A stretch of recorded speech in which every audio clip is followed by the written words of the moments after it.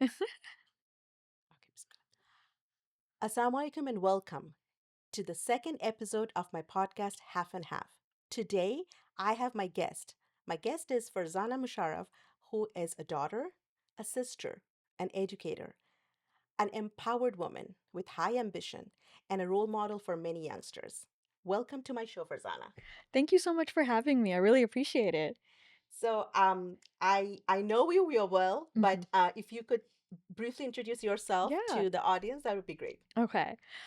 So like you said, you added so many amazing adjectives to me, and descriptors, but my name is Farzana Musharraf. I am currently a school counselor here in Richardson ISD at Big Springs Elementary. I have started my life as an educator, so, went to school to be an educator, and then, um, somewhere along that way, I found that as much as I did enjoy being in the classroom, that school counseling was kind of more where I wanted to be, and so then I went immediately back to school and, got my school counseling degree, and I'm here and enjoying it. Wonderful. And we all know that you got the Counselor of the Year award this year. And Yes. we're all so proud of you. Thank you so much. Congratulations. Thank you. And how does it feel to receive the award in Mhm. like being a minority, a Muslim brown Yeah. girl, and being the Counselor of the Year, getting that award? How does it feel? Like how proud you are, or how would you define that? Yeah.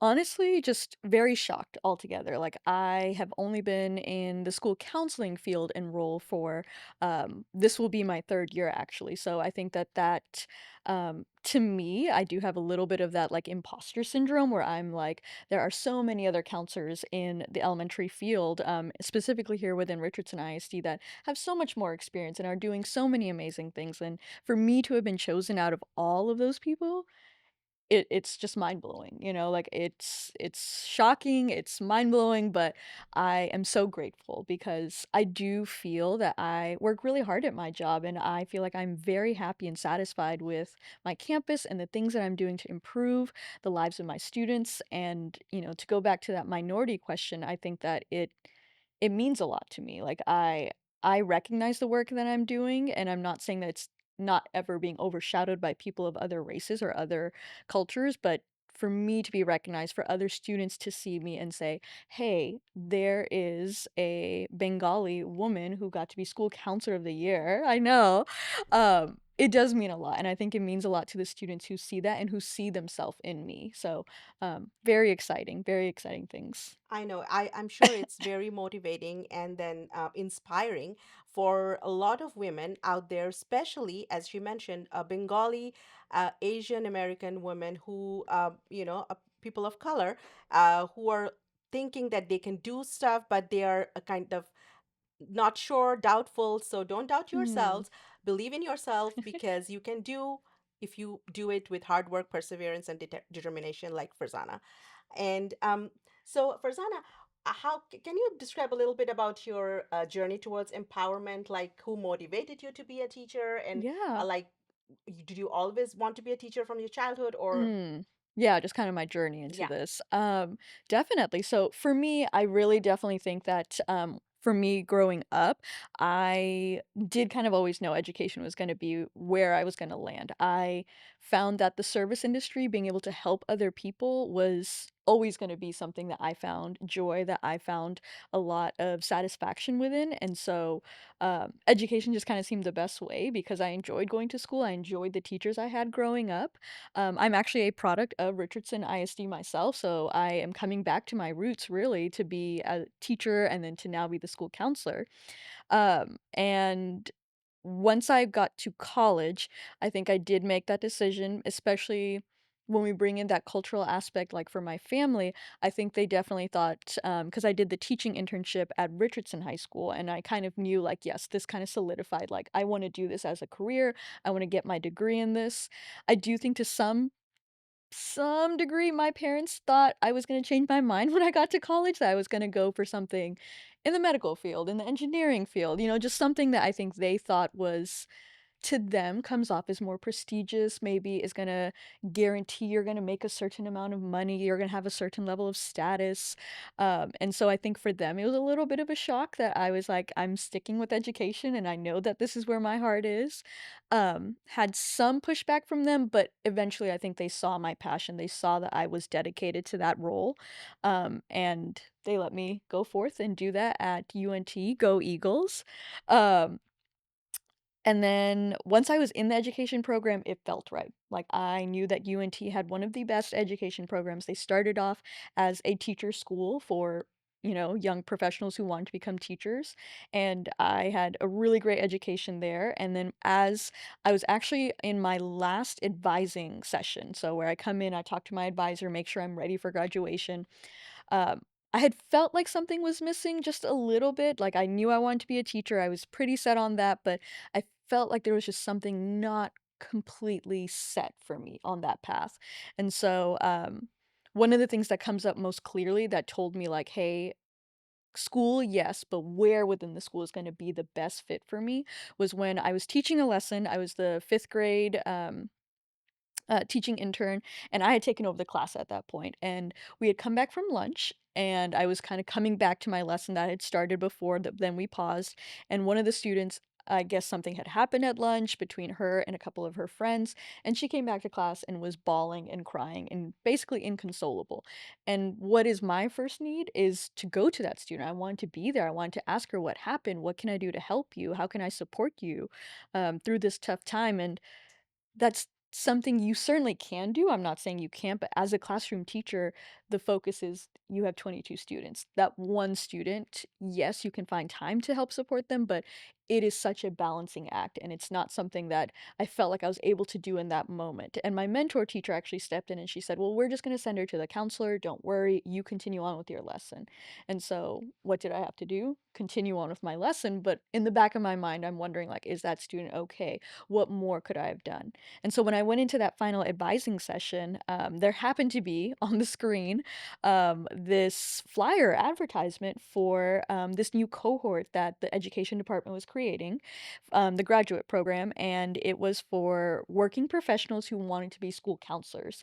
And it just felt like a sign. Like I just was just like this. I think I want to explore this. So when I went into my advising session, I got all the things checked off for what I needed, but then I asked about that and I went for it. I applied and I actually started my master's in school counseling before I even stepped into the classroom as a teacher. So that's kind of where I went through, and how I got to be where I am right now. Wow, amazing.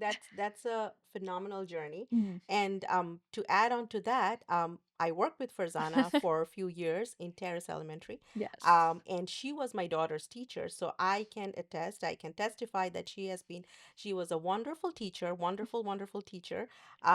She understood what each of her students want, their wants and needs, and she kind of paid attention to each one of them, which as teachers and educators, like me being a teacher as well, I understand that it's so important to connect and to understand students before you go to the instruction phase, because learning happens when the teachers and the students connect. And I Mhm. think everyone could connect with Farzana. And also the counseling part, I can tell that she is a wonderful counselor, and she totally deserves the award, because in 2021, when I lost my husband, at that time we were my daughter was also at the same school, and we were kind of going through a tough situation at that time, emotional turmoil. And Farzana was always there for my daughter, even though she was not her homeroom teacher or her teacher, but she was at the campus, and she was so supportive and understanding, and used to counsel her, talk to her. So that also told me that she would make, at that time she was not the counselor, she was a teacher at that time, but I could understand, I could tell that she would be a wonderful counselor.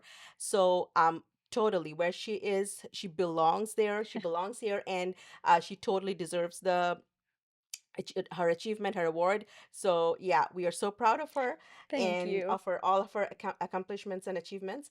And going back to what she was saying Mhm. about the the teachers, like they need to be appreciated more, like how she was telling about her parents not wanting her to be a doctor and engineer initially. And I think I faced the same kind of like issues when I was growing up. Mm. My parents were very supportive and loving, like all parents, but they also believed that being an educator or a teacher is unfortunately they feel that okay, when people cannot like get in anywhere else or cannot do anything, they should be kind of like, that's kind of like the last resort, which should not be. And one of the reasons of my podcast is also uh, to motivate women to do whatever they're passionate for, not like just going for because for the sake of their parents or whatever they it will, like, they'll be able to make more money, because at the end of the day you need to be happy what you're doing. Otherwise it doesn't matter if you earn six figure, that won't do much to you. So I also yes, it is right that if you become an engineer, doctor, a lawyer, or an IT professional, you will make more money. But how much happiness is going to bring to you? Maybe some people are happy and that's wonderful. But for me, I knew that when I was an IT professional for years, um, I wasn't happy. I was sitting on the desk making double the amount that I'm making right now. But I wanted to connect to people. I want to give back to the society. And I wasn't able to do that while I was doing that. And I told one day to my husband that, who was very supportive Right. all along. I said that, I don't enjoy what I'm doing right now. Right. And he was like, okay, so what do you want to do? I said that, I love to design, I love to Mhm. and I want to connect to people. Yeah. So I think I'll be a good teacher. And I was very much fascinated into interior designing and Yeah. planning and all those. So she said that, okay, do both, explore both. Maybe one can be your profession and the other can be your passion and Yeah. hobby or business. So that's how I got into my wedding planning business. I got Right. certified and I started that. And I also started out as a teacher because I got certified. I started out as like a paraprofessional, Mhm. and then I started subbing. Then I became a paraprofessional, and then I got certified and became eventually a teacher. Right. But I think I love what I do, and every day when I go to work, I look forward to it, and I come out with a smile, and I think that's so important. And what a difference it makes when you're supported by those around you, especially, for you as your husband who saw that need in you, who didn't just dismiss it and say, "Well, go find this hobby or take something up," but instead encouraged you to go both pathways with teaching and with your design and your wedding business. Yeah, I think that's very important, like to get the support from home Mhm. and from very early on childhood, that believe in yourself and do whatever you're passionate about. Because I know a lot of South Asian parents, they feel like, okay, maybe being a teacher is not the right profession. You will not make enough money. Right. Um, you know, It's um, not the most it's not, glamorous. yes, it's not most prestigious. Okay, why she's teaching? Maybe she didn't get any other jobs. And Right. it breaks my heart. It truly does, because you as an educator, we both know how much hard work and Yes. dedication it's needed to be So a much. teacher. It's not only teaching, we are nurturing young minds, we are understanding them, I mean, there are so many like different kinds of kids that come into the classroom, especially in public education. And we both know where we Yes. are coming from, that And yeah. yeah, I know, I was gonna say, and I think one of the big things is teachers and those of us who are in the classroom, we wear all the hats. We're not just a teacher. And I think people from the outside see that. They're like, oh my goodness, that's just a teacher. And it's like, I also play a school nurse, a school counselor, I'm the coach, I am the health person. It is any and every role that the student needs. The teacher has to fulfill that role. Everyone in the school building has to fulfill that role. Right, right. And then when you were a classroom teacher, I was a kinder teacher a year Hmm. before, and you have been classroom teacher for several years. So you are not only teaching, you are kind of like consoling them if they're upset. Right. If a child has a special need, you are attending to that, Hmm. and you are becoming a nurse, and Hmm. you're not, and also you have so much paperwork. Now we know we have so much Yes. paperwork to do. So a teacher wears so many hats, and it's such a hard work. We actually shape up the future, but unfortunately, we are not recognized as much as we should be.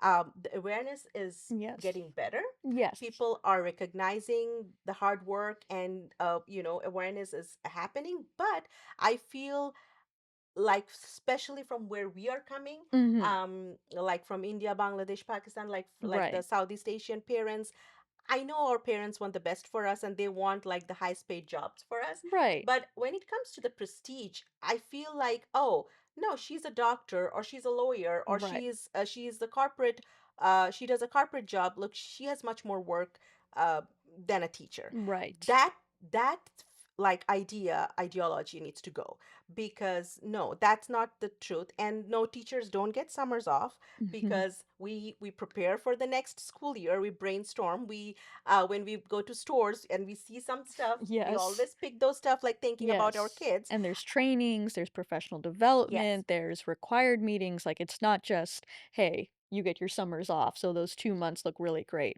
It's like, do they? Yeah. They do, but there's other things that come with it. Right, right. I mean, there are benefits, there are pros and cons, of course, Right. but those who are thinking that summers are off and the teachers are kind of like relaxing and they don't have anything else to do, no, that's not true.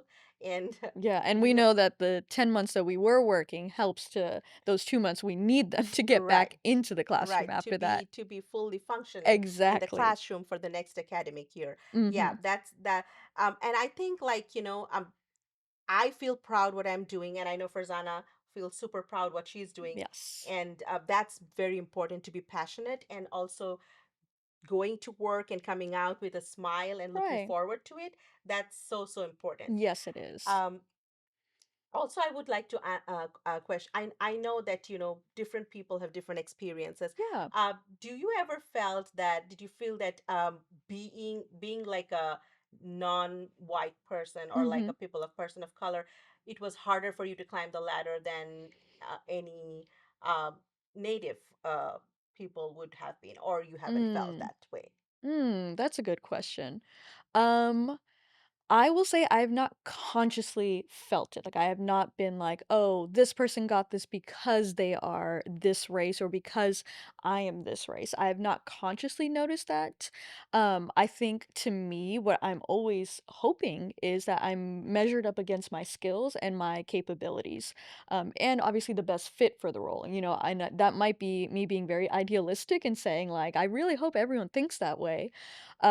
But I think that at the end of the day, the work is gonna speak for itself. I think that, um, like I said, like, sometimes I feel that imposter syndrome of saying, like, "Oh my goodness, I'm only in my 3rd year and I got this amazing award comparative to all of the other elementary counselors," but I think that that speaks to the level of work that I've been putting into my campus, into my students, into my faculty, and I think that that shows that level of dedication and passion in what I'm doing, and um, I would hope that they didn't choose me just because I am a minority and be like, "Hey, let's put this person on the cover. This person looks like they're really good," and that they would represent diversity. Because I know that there's also that aspect, right, where some people get chosen just because they look more diverse or that they're chosen for that. But for me personally, I feel like I'm not consciously aware of it. Now, that being said, does that mean that it's not happening in the background? Probably not, or probably, I'm not sure, but I would hope that that would not be the way that people would go, and I would hope that people recognize me for what I am actually doing and what I am measuring up against and, Who you are? yeah, exactly, Yes. and who I am and, what I'm doing within my work. Right. Yeah. And I'm so grateful and thankful for those who have who all voted for Farzana and rooted for Farzana. And B- as am I. Thank you. yeah, and because we do, as the district says that we are one, Mhm. we should actually walk the talk and just not talk the talk, because I know that yes, most of the time they are recognized, but sometimes things happen that are kind of like put under the carpet, shoved under the carpet, and those things do not surface anymore. And I hope that it doesn't happen. And people of color, I mean, people are recognized for their work, for their dedication, for what they're producing, what they're kind of like for their accomplishment and who they are, not based on their race, color, ethnicity, and religion. And seeing Farzana where she is and getting the like award in her 3rd year, being a minority, is so wonderful. I'm truly happy and grateful, and Yeah. congratulations one more time. So we are going to shift our focus Okay. from that to kind of like marriage, Okay. love life, all Yes. those. All the And juicy stuff. Yes. so we are going to talk about, that's why I said that in that next couple of minutes, we're going to shift our focus from education and our profession to a little bit more personal. Okay. And so for you, like being in your early 20s, you have achieved so much, and I'm sure um, you want to get married and settle Mhm. down and have a family. And I know coming from same cultural background, Right. you feel that pressure from your parents that this is kind of like your biological clock is ticking, and Right. you're like this is the right age for marriage, and you need to get married, and you feel the pressure. So how do you define that, and what does marriage and love mean to you? Yeah. Um, I mean, you kind of said it. There is sometimes that pressure from the family, just from a cultural aspect, and even more so just how they grew up, and just knowing that they are just kind of repeating the same actions that more than likely occurred to them. And so for me, I think just even choosing my profession was a battle in itself. Now, obviously, that was a battle I won, and they can see how happy I am and how this was the right fit. And so for me, and I'm thinking about my family dynamics, I think that my parents are very aware that I am going to push back on whatever sort of defining characteristics they think need to happen for me to have a marriage, for me to be successful in life. I think I'm kind of pushing back on some of those standards and being able to tell them, like, I am happy where I am right now, but this is what I'm going to look for. And I think my standards, my expectations, obviously are not always going to align with theirs. And I think that that healthy discussion, when it can be healthy, is so necessary because it is getting them to have those discussions. And when we ask that question, why do you think I need to get married? Why do you think I need to get married by a certain point in life? Why do you think that that is the final step? It does kind of force them to kind of sit back and say, well, what is that answer? Because, for them, that's just a definite. You should be doing this. It's a should and not a you could. And I think that that expands their minds to think, how do I answer this for this person instead of just saying, because I told you so, because that's the expectation. And so I think that's how I'm doing it, is through discussions whenever I can. Sometimes little less discussion, and maybe we're like, we need some space. But I think that that's how I'm trying to approach it, to be that person to say, let's talk this through. Obviously, not saying that I'm not ever going to do that, but to have that pressure on you, I think it pushes you back a little bit to say, "Well, I don't wanna do that because you want me to do that. I wanna do it because I want this." Right. So I think it's very important and necessary to understand, like, and your choice, your opinion, to give importance to your child's opinion, mhm. choice, and personal happiness. I think our some of our parents, I mean, where they grew up, and as parents, they love us the most and they Right, want the best for us, right. and we have no doubt about that. But I think they feel like, that there's a certain age for getting married and all. Mhm. So they kind of pressurize their children. Even though I'm going to say over here, I never felt that pressure because I did get married at a very early age, not because they forced me to do so, but I found and met the love of my life, Right. who I really wanted to get married to, and then we were childhood sweethearts, and I got married when I was 18.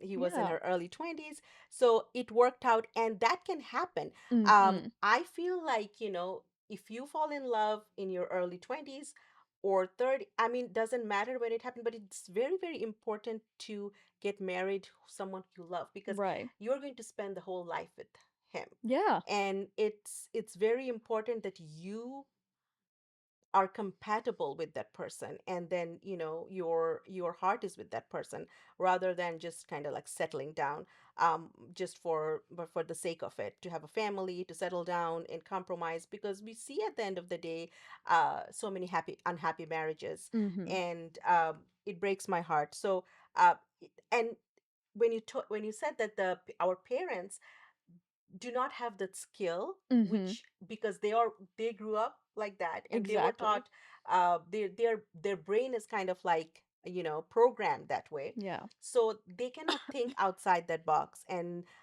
I don't blame them, because our grandparents and their grandparents, they kind of like it passed down to Yes. them, and that's their way of thinking.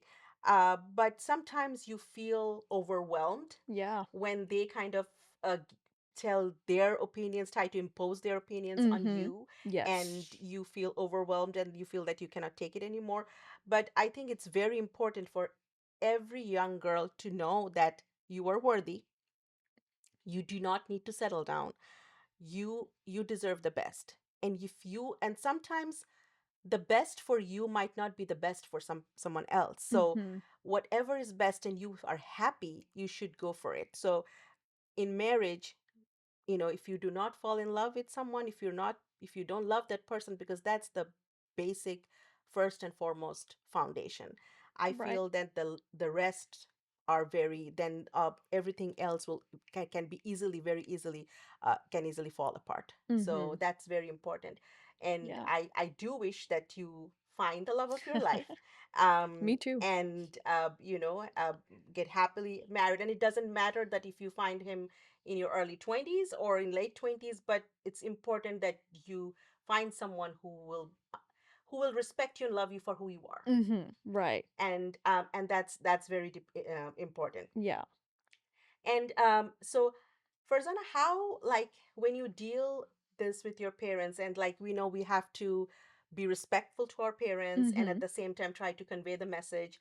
So do you have that kind of, like, like arguments, but like how do you handle this kind of situation, and any kind of like advice for the young girls who are also facing the same Yeah. problem, especially Yes. from our cultural background? Right. Yes. So really I just kind of go back to, and this also kind of builds on those counseling skills.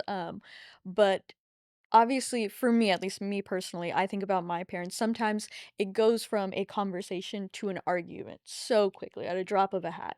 And I think one of the things that helps me when I am trying to talk with my parents to diffuse it is that I'm trying not to meet their level of emotional dysregulation for them, because they are upset. I can see they're upset. They're angry. They're angry towards me, angry at the situation. They are upset that I'm questioning them. I'm pushing back on their ideals and that I'm trying to set my own opinions and standards. And so it's very easy for the emotion on one side of the conversation to transfer to that other person to say, "Well, you're raising your voice, so now let me raise mine higher. Hey, you are yelling at me, so guess what? I'm going to yell at you. And you're saying mean things to me, so I'm going to say mean things back to you." I think it's so easy to do that, to meet that person and say, "Well, if you think you're going to go lower, watch me." And so I think for me, I do have to kind of rely on my emotional regulation and the counseling skills that I have to kind of diffuse that and to say, let me step back from this. You know what? This is not a productive conversation where neither of us are in a place to continue or get to a consensus or progress in whatever situation that we're in. So let me step back or let me walk away from this because it doesn't seem like you will. And just knowing our parents, we know how stubborn they can be sometimes. They are so like, nope, I am right, you are wrong. You have to listen to me, you have to follow my lead. And so I think that taking some of that wind out of their sail really helps because you can see, at least from my parents at the very least, they are wanting to continue. They want that struggle to say, like, look, this is why we do this. And so when I take myself out of that situation or I say, you know what, I'm going to go to the other room, I'm going to walk away, I think that takes away some of that. And then not only does it help and force, honestly, them to clear their head, it also does for me because I'm not going to sit Get here the and cooling say, off time. Yeah, yes, yeah. yeah. And for me to be able to say, you know what, I was also getting a little frustrated and maybe my tone came off a certain, maybe the way I said things. So for me to also be able to take accountability, I think that speaks to some level of maturity within these conversations because talking about something as serious as marriage, the future of your life, where you want to end up, I think that that needs maturity. And, there are not as many people who find their love at 18. And so I think that sometimes our parents think that, and you've said this just a moment ago, of that they've lived their life. They want what's best for us. And for them, sometimes that idea of you have someone who is going to hold you, who is going to be secure, who is going to be safe. That love part kind of comes secondary to saying, like, hey, you are going to be okay when I'm gone or when I'm not with you. And so it does take a little bit to kind of realize, like, that's what you're wanting me to have. And I appreciate that. And I want that for myself. But there are other things that might be a little bit more of a big priority rather than someone who's just in the same culture, someone who's going to speak the same language. And like I said, sometimes those conversations can get really heated, and so you gotta find a way to balance my needs with their needs, but also saying, "This is not productive, let's take some time away from each other and come back again later."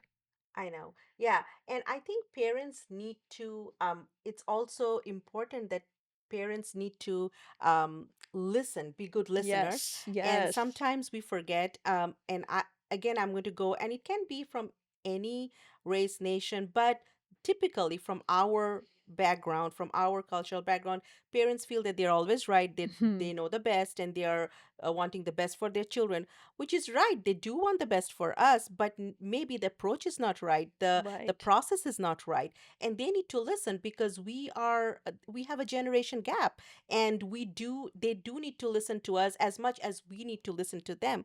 It's so important. I think nowadays parents, like, for example, I do listen to my kids, and I Mhm. feel like their views, their opinions, their advice are equally important as mine. Yes, my wisdom might be better because I have experienced life more than them. But that doesn't mean that they don't have a better idea, they don't have a better advice than me. Right. And then when parents and children are kind of like trying to understand each other, seeing like truth is not like binary, it's not black and white, if you see from somebody's perspective, you can understand what they're trying to say.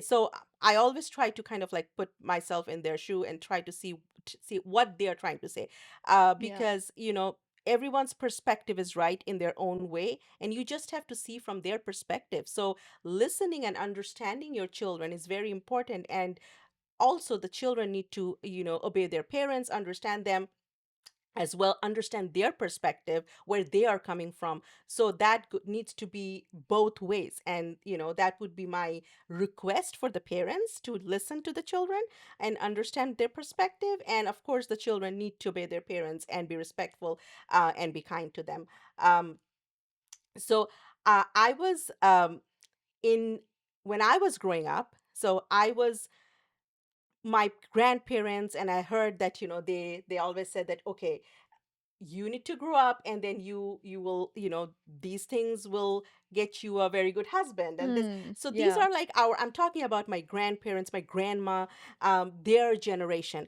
And I always used to think why the purpose of life should be to get a husband, Yeah. or why women need to do everything to get like married of, well, why not the focus should be for them, like to be there, like to be successful as a woman, as a mother. Because if you are a successful educated mother, then you can actually, the society will flourish. And so just to make them feel worthy, the women, I think that needs to happen. I know it's happening a lot more, it has become a lot better than what it was like 30 years back. Yeah. But I think it needs to get better. Like, we are not there yet. There's still I mean, progress to be yes, made. there are a lot of progress that needs to be made, because I feel like you don't need a man. You women should understand that we don't need men to provide us. Mhm. We should be independent, and we should depend on Allah. He's the provider, and then we should be self-sufficient and be able to take care of ourselves. Nobody can take care of you. Only Allah and you yourself can take care of yourself. So Right. we should not be dependent on our partner to provide us. Now, if you are married and you have a wonderful, excellent husband and he's providing for you, that's wonderful. That's great. You're complementing each other.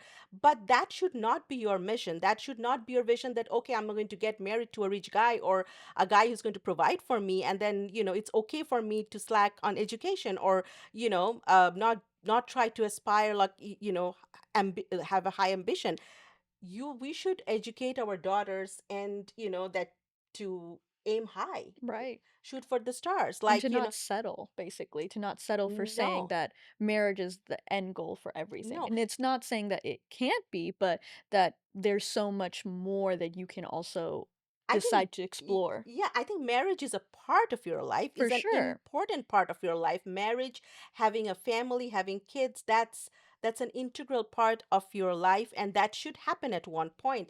But that should not be your target or goal. Mhm. Your goal should be to be a wonderful human being, a wonderful woman who can equally give back to the society as any man could, Mhm. and add value and credibility to the society as any other man could do.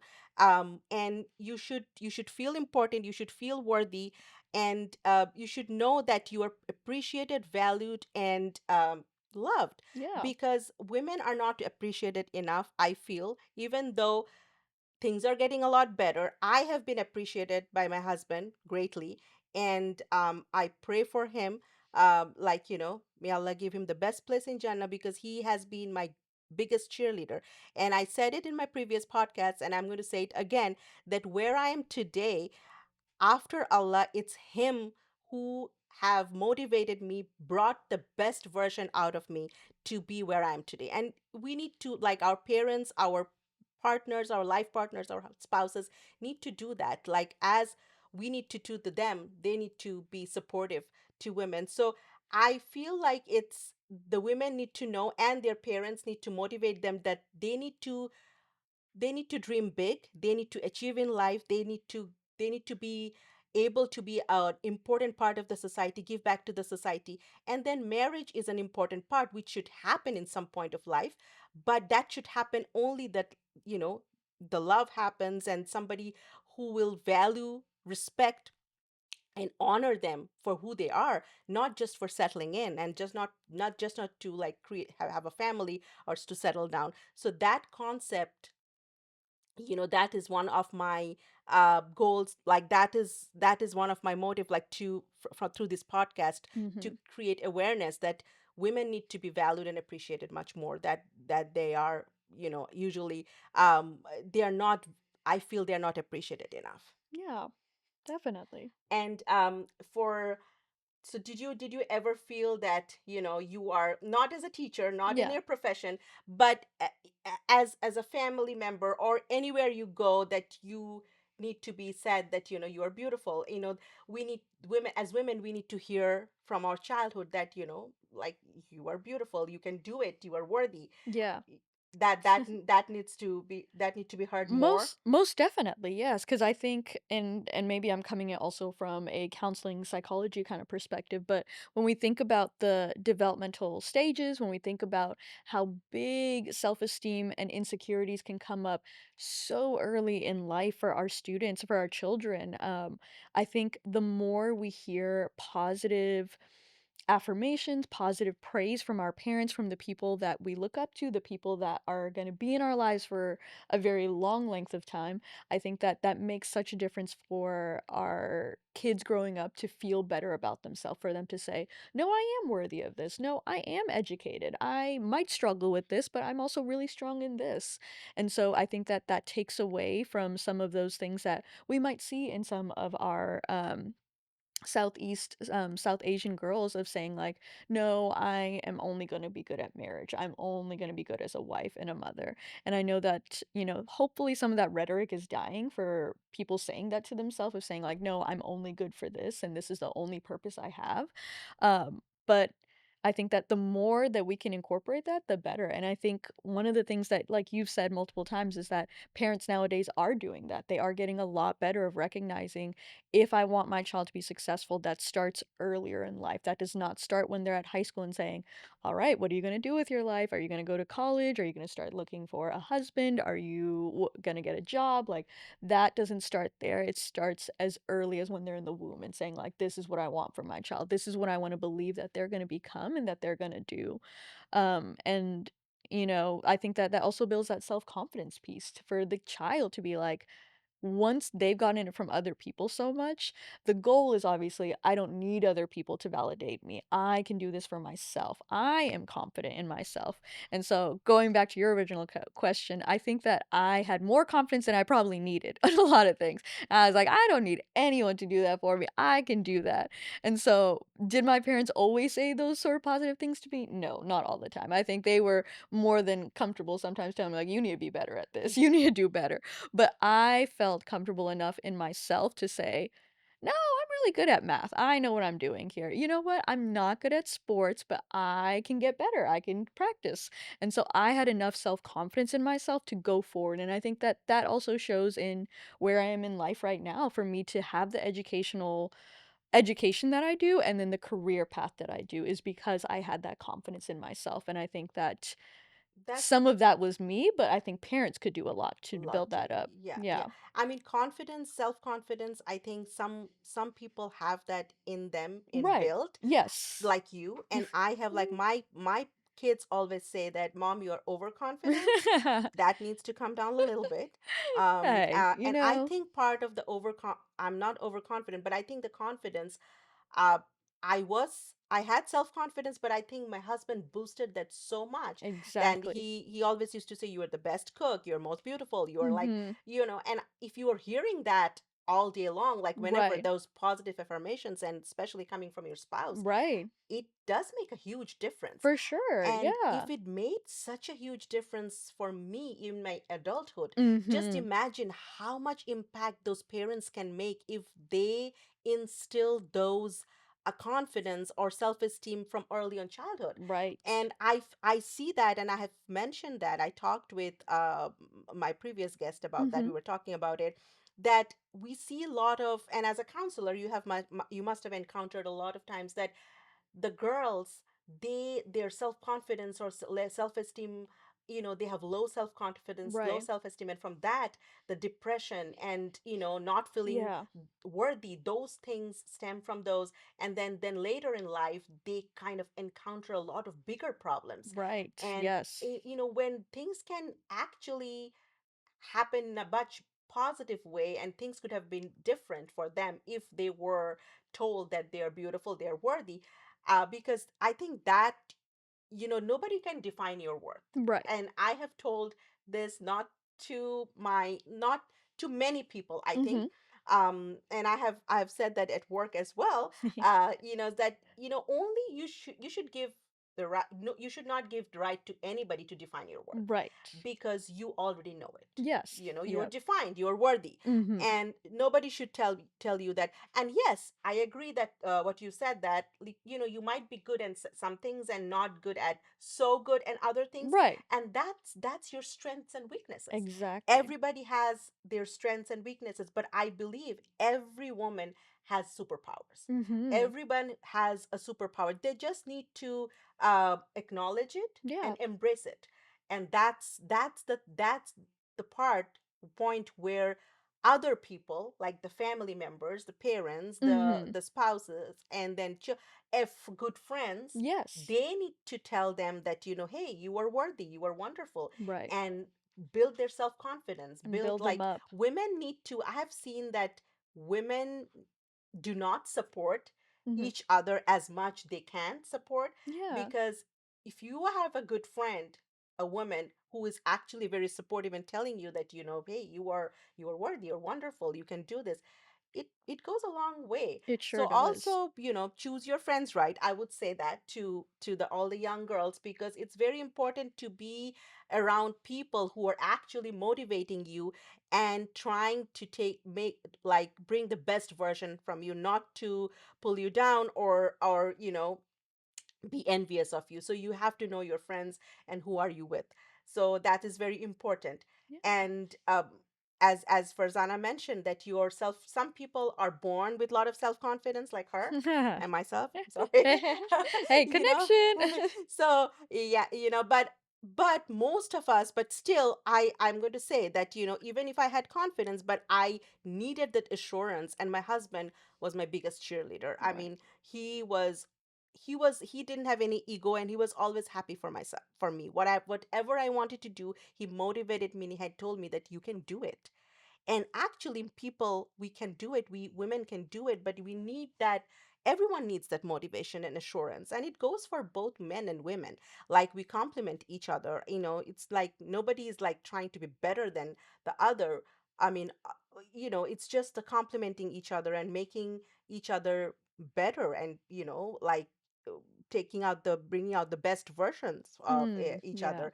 That's what we're to do. And also, the parents need to motivate and encourage their children from very early on childhood. And one last thing I'm going to mention, that you have heard that too, as well, like back in Bangladesh, or back like Yes. in our culture, people pay so much attention to skin color, you Yes. know that I have heard that so many times, and it broke my heart. Like, oh, you are not fair enough. Mm. You will not get a good husband. Yep. What does color has to do with getting someone, like getting a husband? Because does color define your worth? I mean, you know, that's that's so like it's heartbreaking for me. Like, And it's such an outdated thing to think, like I think we've come so far as a society and hopefully as our culture, yeah, think of Bengali women that we don't feel that need. But I think, what you said at the very beginning kind of speaks to it because I know one of the things that I was thinking as we're kind of having this conversation is how different my parents are right now. Like, do we still have struggles between myself and them? Sure, we definitely do, and different ideals and different perspectives. But being in America for the last almost 30 years now, how much that has changed them. Like for me, obviously, I kind of came as a child. Like I had a few years in Bangladesh, but then when I came here, I went to school all here in America. And, like I said, through Richardson ISD, which is still very diverse, but not as many Muslims, not as many Bengali women. And so I think about how I became integrated into society, how I saw what the culture was like here, and what do my parents have? What they grew up with, what they saw in Bangladesh, and that's what you said is that that's sometimes what they hang on to is saying like, "Well, in Bangladesh, this is," and then so sometimes even coming with, "Well, we're not in Bangladesh anymore." And even in Bangladesh, is that still the standard, or is that just what you remember being right, the thing that everyone says, that you have to be fair, you have to be, petite, you have to have a certain look about yourself, or you have to dress a certain way.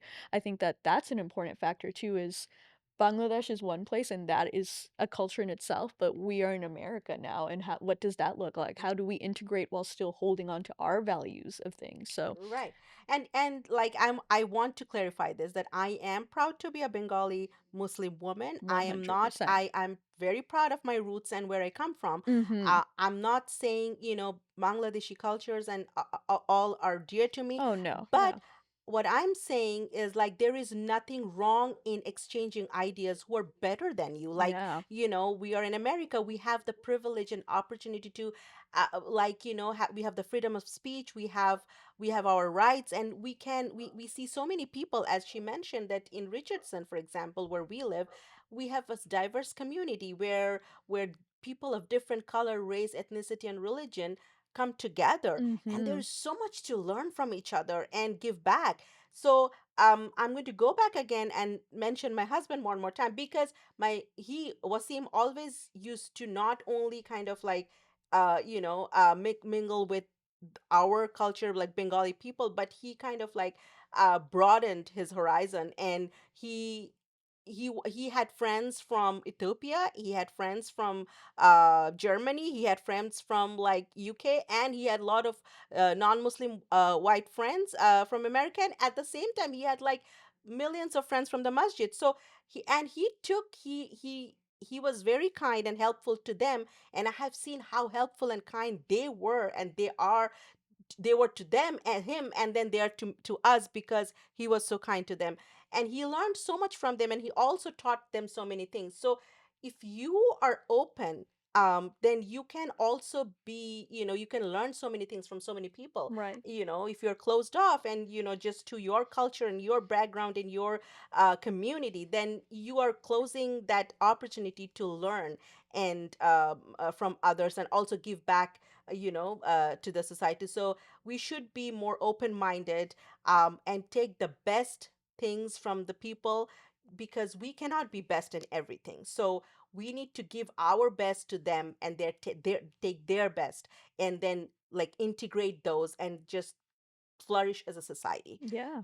That's very important. So, Farzana, we are almost coming to the end Okay. of the conversation. We had a wonderful conversation. Thank you so much for Yes, we coming to my did. podcast. We discussed about your role as an educator, Mhm. and how women should be valued, and their choice and their opinions should be valued when it comes to marriage.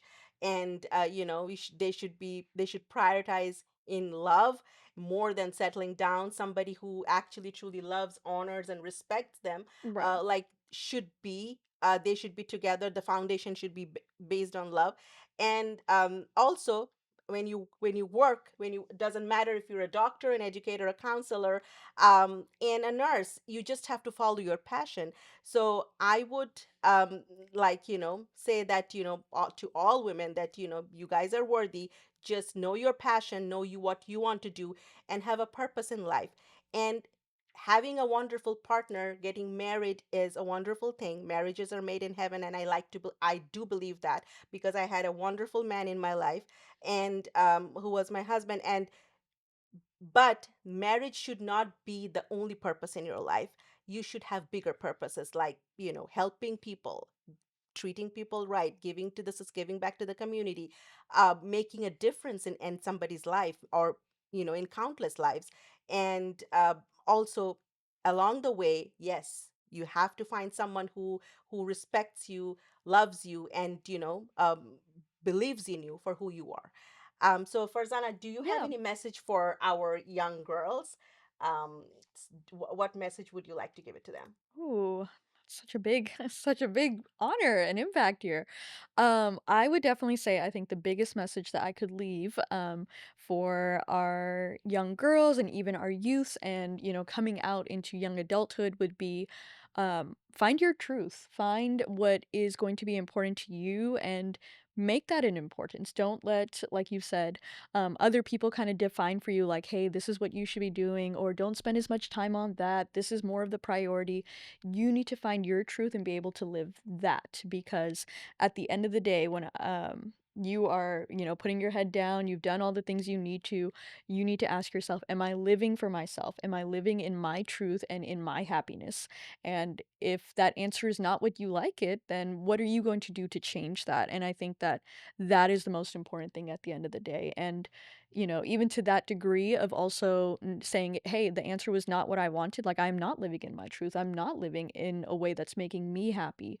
What are you going to do to change it? And who do you need help from to change it? Because as much as I would love to say that everyone can change things on their own and they can make their own path, sometimes we do need help and we need to be able to ask for that. And so, being able to say like, this is what I want to do, this is what's making me happy, this is a priority for me, but then also saying, this is what I can do to my extent. I know I need to be able to rely on other people. I need to be able to ask my parents. I need to be able to talk to my siblings, to my friends, to the people at the masjid, and just figure out who is in your corner, who is there to support you, and don't be afraid to rely on them on your journey to finding your truth.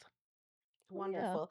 That's a wonderful message, and I totally agree to that. And then, yeah, like, be true to yourself, find your passion, and then follow your passion, and seek guidance from Allah, the Mhm. first and foremost, and then from your parents, from the people who are truly your well-wishers, who will support you to the end. And then follow your passion, and then sky would be the limit. With that, we come to an end of another episode of our podcast, but stay tuned. We will be having our next podcast in May, and till then, goodbye.